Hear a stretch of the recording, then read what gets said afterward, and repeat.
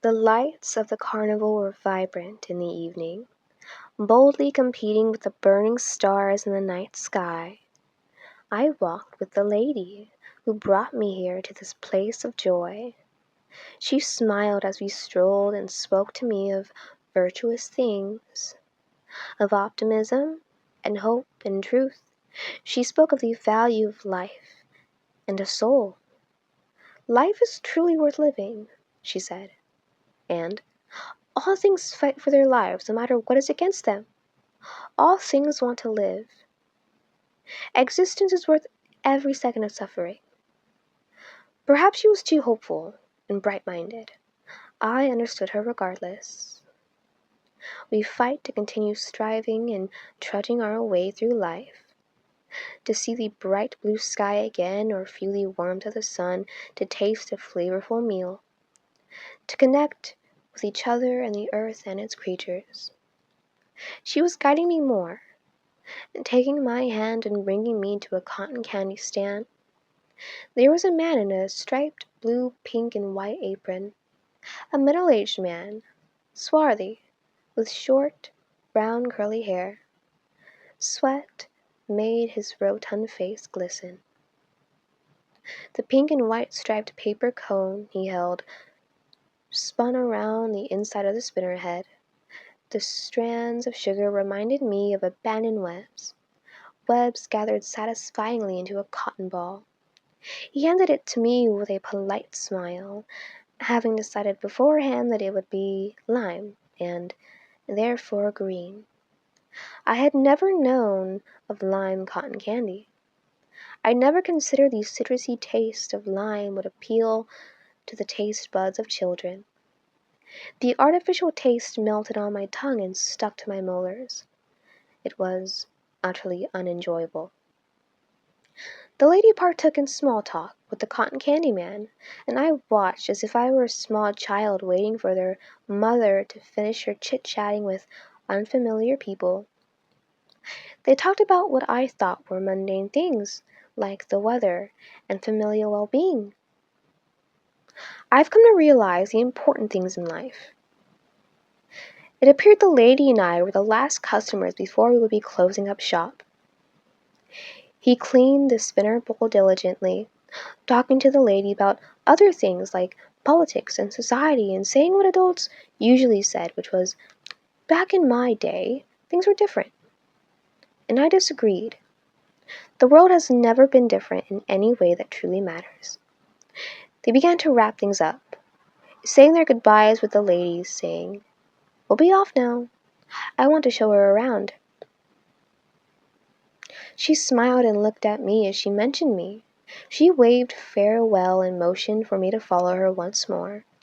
The cotton candy tent looked duller as we walked away from it. The colorful lights of the carnival shone brighter than it did. That was an interaction over and completed. And we moved on. I most likely would never come here again. I would let this place of bright lights and joyful screams die in my mind. I was never one to enjoy these things, yet the lady insisted I indulge. "You really ought to let yourself have fun. What use is it being so critical of everything?" she said. I suppose I just liked or preferred simpler things. She was all about taking me places and buying me things. I would have rather we went to a cafe, or a park, or stayed at home. I'm surprised she never considered that. Her version of fun was venturing outside. Her delight was in people. But me? I couldn't care less. "Come on, you must try the funnel cakes. They're simply the best, most delicious thing ever. I don't know why, but they're perfect. You can't go to a carnival and not get a funnel cake or two."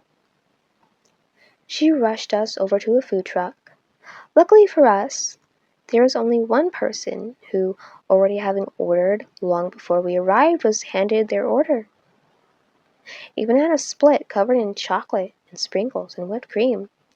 The man immediately took the spoon that was lodged inside the loaded dessert and took a bite, humming in delight as he walked off, keys dangling in a hand, phone outlined in the pocket of his blue checkered shorts.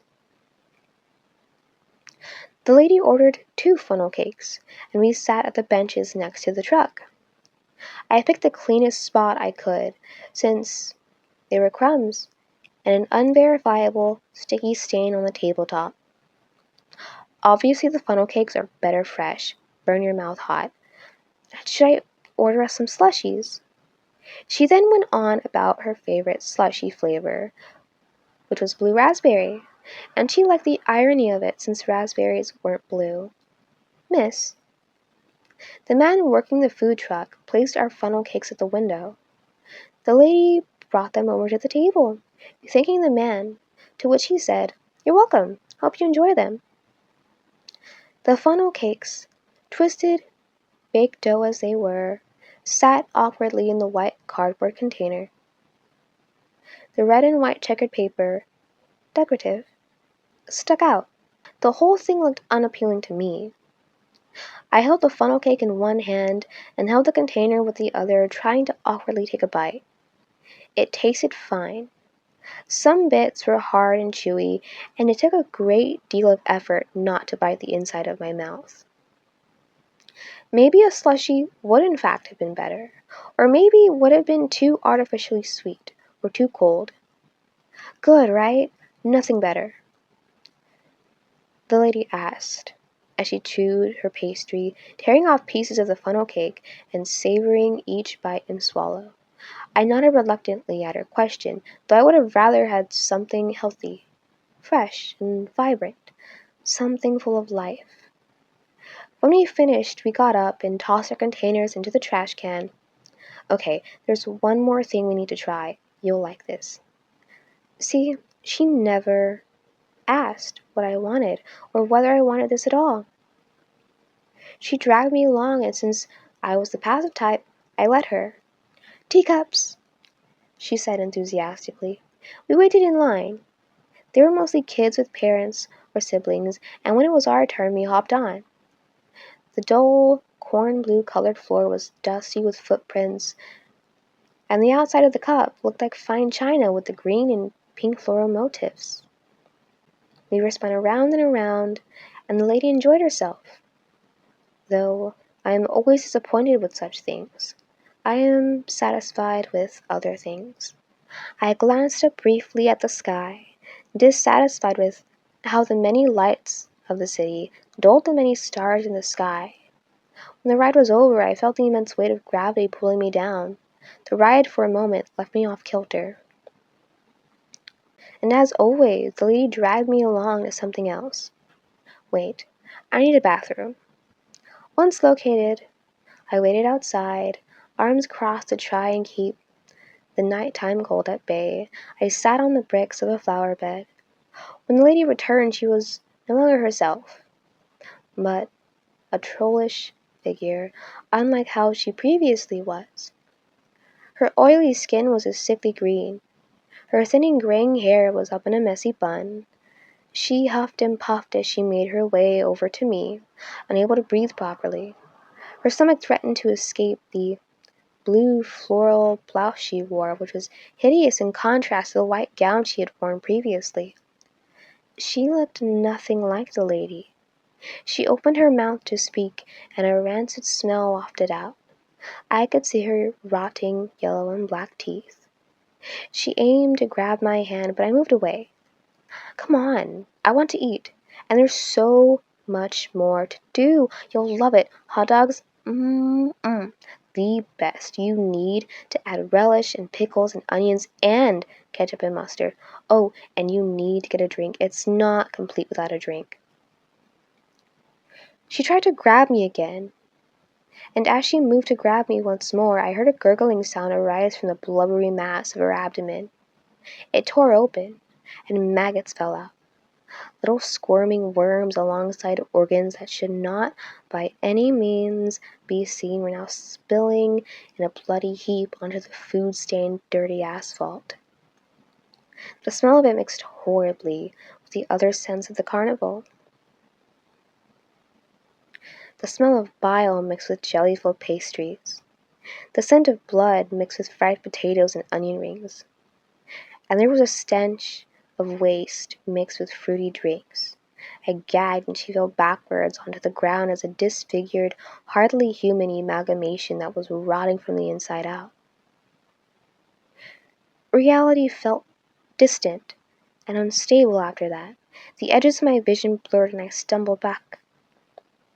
A loose leaf paper drifted down to me from the sky that now lacked what little stars it had. I caught it, and on the lined paper read, "All simple joys uncovered and laid bare prove to be sinful indeed. The glutton dines on flesh and dead things. The wretched seek pleasure, for the sinful soul is a bottomless, ever-hungry abyss. They eat and shall therefore be devoured." I tried to reason with the words. Surely there was more nuance than that, yet weren't all religions insistent that desire was to be nullified? As much as I wanted to disagree in favor of complexity, I found that I couldn't, especially when I myself indulged so little in what others called the joys of life. My thoughts ran ever forward as the scene faded and I woke up. The unmerciful sun rested upon my skin and burned my flesh.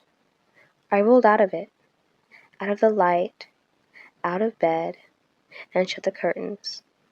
I wish reality would not remind me of my departure from being human.